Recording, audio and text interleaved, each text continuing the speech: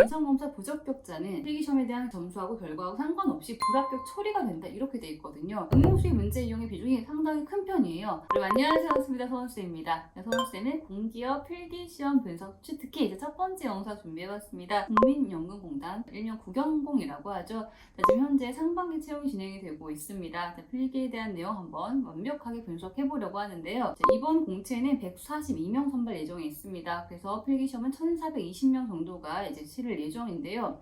필기시험에서는 채용 인원의 EBS가 선발이 되죠. 산술적으로는 5대1 정도의 경쟁률을 가지고 필기시험을 이제 준비를 하셔야 될 것 같습니다. 국연공의 시험 특징이 한 가지가 있는데요. 물론 다른 기업도 이제 그런 경우들이 꽤 있긴 하지만 인성검사를 함께 바로 시행을 합니다. 그 중에서 1교시에 먼저 인성검사를 보셔야 돼요. 전체 문항 구성은 300문항 이상으로 구성이 되어 있고요. 시간 1시간 정도 이렇게 구성이 됩니다. 공고문을 잘 보시면 이런 문구가 있습니다. 인성검사 부적격자는 필기시험에 대한 점수하고 결과하고 상관없이 불합격 처리가 된다 이렇게 되어 있거든요. 무시할 수 없는 그런 내용이에요. 그래서 조금은 준비를 하실 필요가 있을 것 같습니다.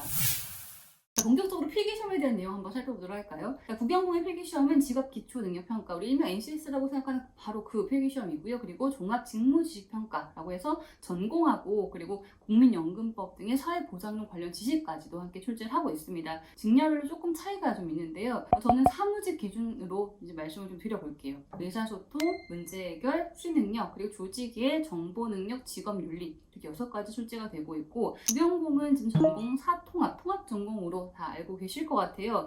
법, 행정, 경영, 경제, 그리고 아까 얘기 드렸던 그 국민연금법 이렇게 준비를 하셔야 되는데, 조금 더 구체적으로 살펴볼게요. 직업 기초 능력 평가. 문항수 전체 60문항입니다. 60문항, 60분 이렇게 문항수랑 시간 구성 가지고 있고, 유형으로 따지면 요즘에 모듈, 피듈 얘기가 많은데, 국연공의 NCS 문제 유형은 모듈형에 가까운 살짝 피듈형 가미가 된 이 정도예요. 하드웨어적인 환경을 좀 말씀드리면 오답감점 없어요. 그럼 찍기 가능하다는 거고요. 수정 테이프나 화이트 사용이 불가능하다는 것도 특징 중에 한 가지입니다. 마킹하실 때 좀 신중하게 꼼꼼하게 잘 살펴보면서 하셔야 될 것 같고, 그 다음에 대부분 후기를 보면 이런 얘기 있습니다. 파본 검사 시간을 주지 않았다.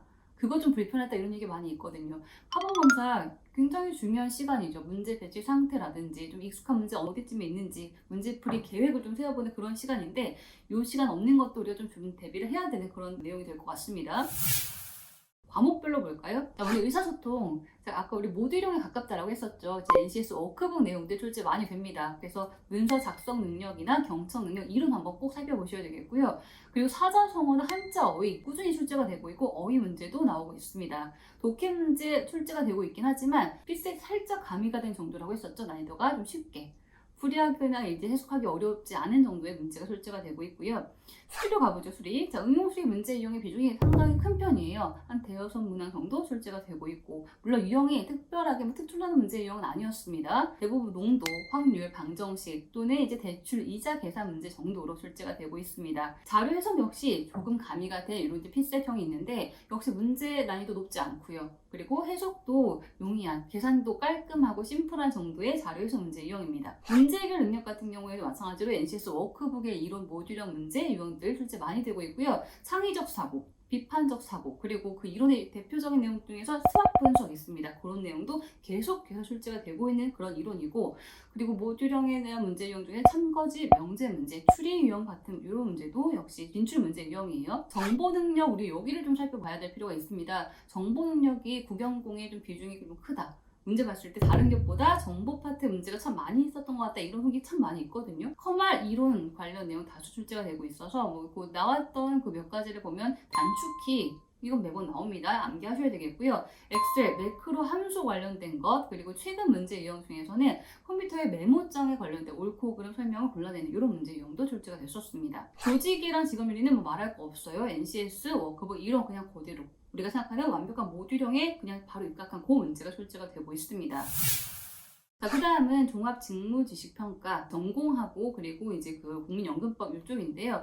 50문항 50분 이렇게 이제 문항수랑 구성 그렇게 되어 있고, 사통합인데 사통합치고는 세부적인 문제까지 출제가 좀 되고 있습니다. 우리 보통 사통합이면 넓고 얇게 준비를 많이 하시는데요. 근데 여기는 세부적인 부분이 조금 있다 보니까 조금 더 디테일하게 꼼꼼하게 공부를 하시는 것이 필요하실 것 같아요. 지금 법, 행정, 경영, 경제 중에서 법학을 특히나 어렵다라는 이런 얘기가 정말 많은데 그 이유가 한 가지가 있어요. 있어요. 법학 파트에서 이제 제시문, 지문이 좀 길게 나와 있어서 난이도가 높다기보다 보는 것에 조금 더 어려움이, 지금 해석이 조금 그런 부분이 좀 어려웠다 이런 얘기가 있었고, 판례는 출제가 되지 않습니다. 그래서 난이도가 아주 높다고 보는 것은 좀 그 무리가 있죠. 어려운 건 아니고 제시문을 해석하는 그 시간이 좀 길게 걸렸다. 이 정도로 보실 수 있을 것 같습니다. 국민연금법이나 사회보장료 관련 지식, 이건 전체 문항수의 5% 이하 정도 출제가 된다라고 얘기를 하고 있는데 어렵지 않습니다. 조금만 공부하면 대비 충분히 가능한 정도의 수준이고요. 최근의 문항 구성은 연금법에서 한 문항, 그리고 사회보장론 쪽에서 4문항 내외로 출제가 되었던 이 정도의 이제 문항수 구성입니다.